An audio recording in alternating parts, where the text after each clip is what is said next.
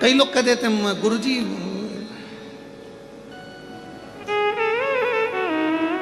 हो सकता है बुरा लग जाए हमारी बात का, परंतु सत्य है तो सत्य है।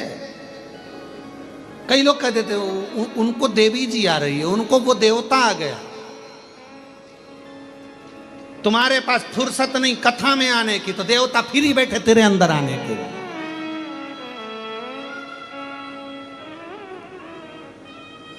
तुमको फुर्सत नहीं है कथा में जाने का, बोलो बोलो सही है कि गलत है? तो भगवान एकदम फ्री बैठे हैं कि कोई मुझे बुलाएगा, शरीर के अंदर ये देवता आ गए, वो देवता आ गए, वो आ गया, वो आ गया, वो आ गया। अरे संसार सागर है। कई लोग कहते हैं उसने हमारा बुरा कर दिया, कोई कहता है उसने हमारा ऐसा कर दिया, उसने टोना कर दिया, उसने टोटका कर दिया, उसने ये कर दिया, उसने वो कर दिया। याद रखना, ललाट पर जो लिखा है उसे तो परमात्मा भी नहीं के ललाट पर लिखा है, काटा नहीं जा सकता, पर उसको धीरे धीरे मिटाया जा सकता है। एक लोटा जल चढ़ा चढ़ा कर, भगवान की भजन कर कर, मंत्र जाप कर कर। बोलो राम जी के साथ में कितने, भगवान राम जी के पास में कितने बड़े बड़े गुरु थे। भगवान राम जी के पास में, भगवान कृष्ण के पास में कितने बड़े बड़े गुरु थे। सारा त्रिकालदर्शी थे, सब कुछ जानते थे, सब कुछ बता सकते थे। पर राम जी के वनवास को क्या रोक सके? नहीं, क्योंकि जो लिखा था वो हुआ। बस ये है कि जाते जाते मेरे राम जी से स्वयं जा रहे थे तो दशरथ जी ने कह दिया था, गुरु बाबा ने कह दिया था, राम तुम वन जा रहे हो 14 वर्ष के लिए। एक बात कहूं, जाना तो पड़ेगा पर तुम्हें मालूम नहीं पड़ेगा वन का समय, इसलिए काम करना, शंकर भगवान के पार्थिव लिंग की पूजन करना। मेरे राम जी का नियम था प्रतिदिन पार्थिव लिंग का निर्माण करते थे। इसलिए अयोध्या से लेकर लंका के बीच में रामेश्वर धाम तक जितना राम पथगमन बना हुआ है, उस राम पथगमन पर अपनी गाड़ी को लेकर जाइए। जब भारत सरकार ने राम पथगमन बनाया है, पूरे राम पथगमन पर जाकर देखिए, जितने राम जी के मंदिर राम पथगमन पर नहीं मिलेंगे उतने शंकर जी के मंदिर मिलेंगे, क्योंकि शंकर के पार्थिव लिंग का पूजन किया है भगवान राम ने, पार्थिव लिंग का पूजन किया।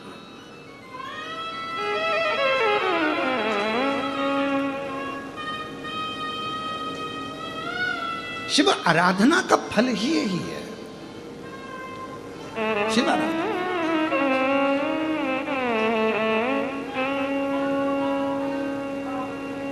भगवान शंकर की आराधना का सुख है।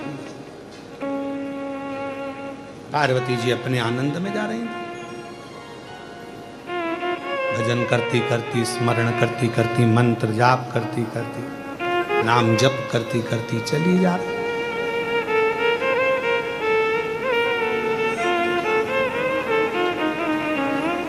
समझाना बड़ा मुश्किल है। किसी की जिंदगी में एक दुख हो, थोड़े समय का वो दुख रहता है, फिर दूसरा आ जाता है, फिर तीसरा आ जाता है। जैसे आपका नेटवर्क अगर नहीं मिलता तो मोबाइल किस काम आता है? गेम खेलने। बोलो सही है कि गलत है? अगर नेटवर्क नहीं मिल रहा मोबाइल का तो फ्री टाइम में व्यक्ति क्या करता है? मोबाइल पे बोलो बोलो बोलो, गेम खेलते। हमने देखा है फ्लाइट में कई लोग बैठे रहते हैं, जब नेटवर्क ही नहीं रहता तो क्या करते हैं? मोबाइल निकाला और पूरे सफर में वो गेम खेलते रहते हैं। क्यों? तो पूछा साहब नेटवर्क ही नहीं है। नेटवर्क नहीं मिलता तो मोबाइल पर लोग गेम खेलते हैं। उसी तरह जिसका दिल शिव से नहीं मिलता तो पाप भी तुम्हारे ऊपर गेम खेलना प्रारंभ कर दे। हमारे बेकार कर्म, हमारे पाप कर्म हमारे ऊपर गेम खेलते हैं।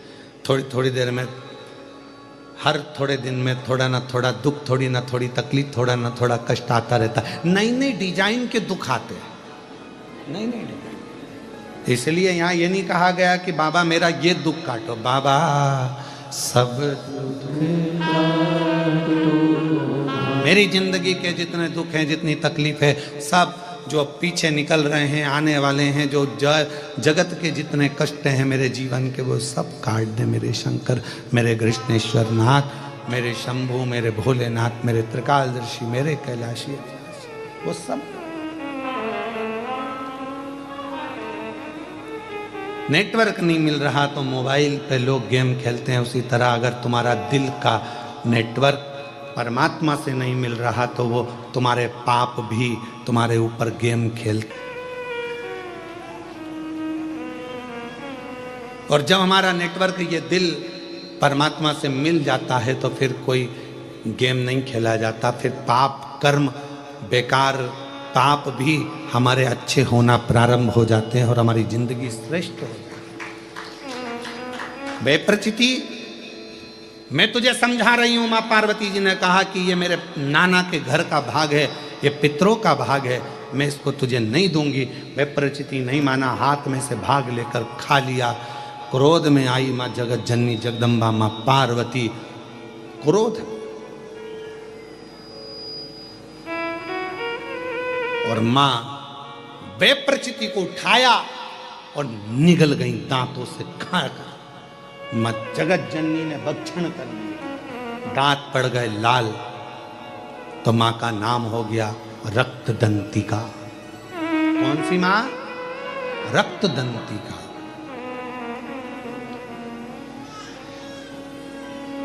दुर्गा सप्तशती के 11वें अध्याय का ये वर्णन अपनी जिंदगी में याद रखना, उतार कर रखना कि जब व्यक्ति के जीवन में अगर उसे ऐसा लगता है भय, उसे लग रहा है कि मेरे पितर मुझे परेशान कर रहे हैं, उसे लग रहा है कि मुझे ये कष्ट हो रहा है, मुझे लग रहा है कि ये तकलीफ आ रही है, तो माँ जगत जननी का रक्तदंती का नाम भी हमारे भय को दूर करता है, हमारे कष्टों को दूर। बोल रक्तदंतिका माता की। ये भय से दूर करने वाला नाम,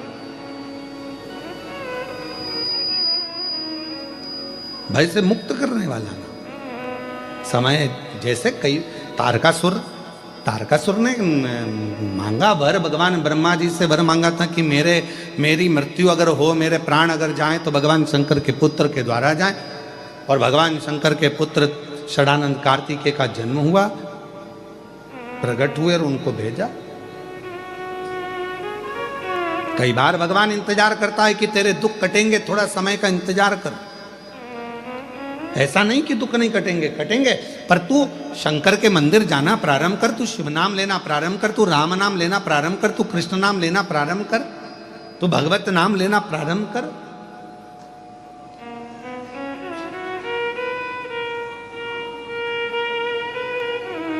ले ना। एक बहन जी ने एक प्रश्न करा, क्या गुरुजी हम आप कहते हो कि भगवान का नाम लेना चाहिए, भजन का नाम, भगवान का स्मरण करना चाहिए, मेरे मुख पर अगर राधा का नाम हो, राधा राधा अगर मैं जपूं तो शिव जी का नाम हो जाएगा? क्यों नहीं होगा? देवी भागवत को पढ़िए। देवी भागवत में भगवान शंकर पार्वती जी को वचन देते हैं। जिस समय पर पार्वती जी ने भगवान शंकर से कहा कि क्या आप, भगवान शंकर से पार्वती जी कहती हैं, प्रभु कृपा करिएगा, एक बार मुझे, पार्वती जी कहती हैं, मुझे पुरुष बनना है और आप मेरे लिए एक स्त्री बनो, मुझे भी देखना है। शिवजी ने वचन दिया, ठीक है, द्वापर आएगा, तू चिंता क्यों करती है, तू चिंता क्यों करती है? हे पार्वती, जगत जननी दुर्गा भवानी, तुम कृष्ण बनोगी और मैं शंकर राधा बनूंगा, मैं शिव राधा बनूंगा। ये वचन है देवी भागवत का।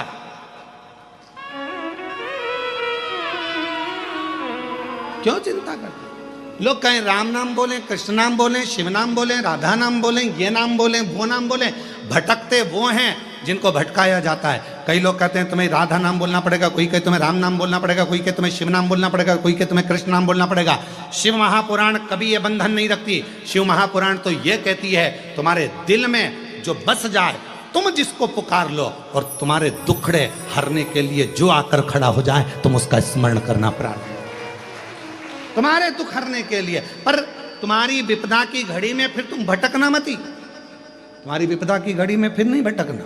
फिर विपदा की घड़ी में जो तुमने स्मरण किया है, जिसको हृदय में रखा, तुम उसको पुकारो और वही आएगा, तुम्हारे दुखड़े मिटा कर जाएगा, भटकना नहीं।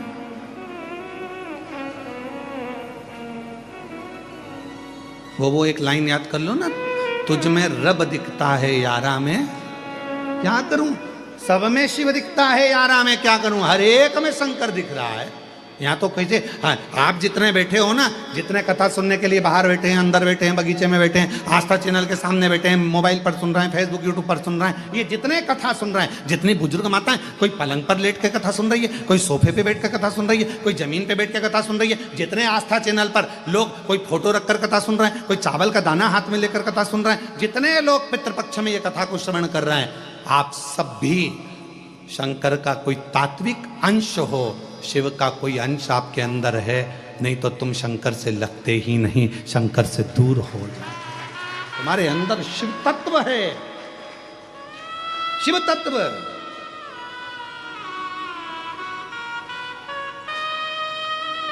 चुंबक देखिए तुम लोगों ने, अरे बोलो तो, चुंबक डोरी में बांध कर लोग उसको इधर उधर घुमाते हैं, उसमें पत्थर चिपकता है क्या? नहीं। लकड़ी चिपकती है क्या? नहीं। एल्युमिनियम चिपकता है? नहीं। पीतल चिपकता है? नहीं। सोना चिपकता है? नहीं। चांदी चिपकती है? नहीं। प्लास्टिक चिपकता है? नहीं। चुंबक में केवल लोहा ही चिपकेगा। उसी तरह शंकर से वही चिपकेगा जो शंकर का है, जो शिव का है वो शिव से चिपकेगा, शंकर से वही लग पाएगा। अब उसमें हम तो करते हैं प्रयास, ये इतनी भीड़ में हम क्या करते हैं, हमारा भी काम यही है, चुंबक लेकर आए हैं शिव महापुराण के, उसको घुमा घुमा के देखते हैं कितने चिपक गए, कितने चिपक, जो चिपक गए वो शंकर के हैं। और चुंबक में इतना बल होता है कि जो लोहा बहुत दिन तक चिपके रहता है, उसको अलग कर दो तो वो लोहा भी दूसरे को चिपकाना चालू कर देता है, भले वो चुंबक का नहीं है, फिर भी लोहा चिपकाता। बोलो सही है कि गलत है? वो लोहे में इतना बल आ जाता है, इसको हम चिपका के रखेंगे तो लोहे में इतना बल आ जाएगा कि वो लोहे को अलग करा जाए और लोहे को किसी दूसरे से चिपकाओ तो वो भी चिपक जाता है। और तुम वही चुंबक के लोहे हो, तुम वही चुंबक के लोहे हो। तुमने भी एक को नहीं, तुम जब से चिपके हो तुमने पूरे पूरे गांव को चिपका दिया, पूरे गांव, पूरे नगर को, पूरे शहर को। मैं उस ग्रुप को, अगर कोई एक दो सदस्य आए हों तो एक दो सदस्य यहाँ आ सकते हैं। ये ग्रुप पूरे छत्रपति संभाजी नगर में चाहे बाढ़ आए, चाहे कोई भी कार्य हो, स्वच्छता का कार्य हो, मंदिर का कार्य हो, चाहे कृष्णेश्वर बाबा के मंदिर की सफाई का कार्य हो, ये कृष्णेश्वर, चाहे पूरे छत्रपति संभाजी नगर में कहीं गौशालाओं की सफाई हो, अन्य सफाई हो, ये पूरा ग्रुप श्री शिवाय नमस्तुभ्यम ग्रुप जिनने कब से बनाया है इस ग्रुप को, और पूरे ग्रुप लगातार कई वर्षों से ये सेवा करता आया है। एक बार जोरदार ताली बजाओ इस ग्रुप के लिए। ये शिव के नाम का ग्रुप है, भगवान शंकर का श्री शिवाय नमस्तुभ्यम ग्रुप एक ऐसा ग्रुप है, और ऐसा ही एक ग्रुप देवीदास जी ने मालेगांव में बनाकर रखा है, पाटिल जी ने, जिसमें शिव भक्तों को जोड़कर, जहां पर शिव महापुराण की कथा होती है वहां उनके भक्त आते हैं, सेवा करते हैं, भोजन सेवा संभालते हैं, भोजन भंडारा संभालते हैं, अपना कार्य करते हैं। ये ग्रुप जोड़ा, चुंबक ने जोड़ा और उसका फल मिलता, एक पत्र है। अच्छा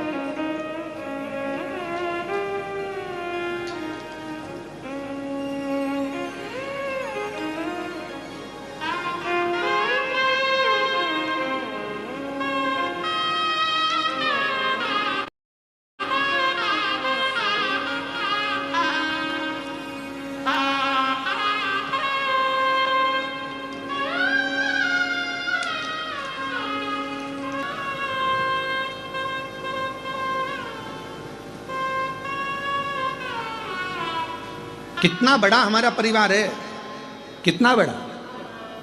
आज के लड़के कहते हैं, आज के ज़माने की लड़के कहते हैं, आज के ज़माने के बेटा कहते हैं, आज के ज़माने की बेटियां कहती हैं हम क्यों बुजुर्गों को माने। अरे भाई मत मानो, पर समझो तो सही, तुम और तुम्हें जन्म देने वाला, एक लड़के को जन्म देने वाले माता और पिता कितने लोग हैं? 2 लोग, माता और पिता। अब तुम्हारे माँ बाप को जन्म देने वाले कहां से हो गए? 2। तुम्हारे माँ बाप को जन्म देने वाले हो गए 4, 2 उधर के 2 उधर के, एक के द्वारा ही पैदा हो गए क्या? बोलो बोलो, सही है कि गलत है? जम के बोलो। उधर जैसे पत्नी है तो इसके माँ बाप तभी तो पत्नी हुई है। फिर पति, इसके माँ बाप, तो 2 के कितने हो गए? 4। अब उनके दादाजी के निकालो तो दादा के कितने?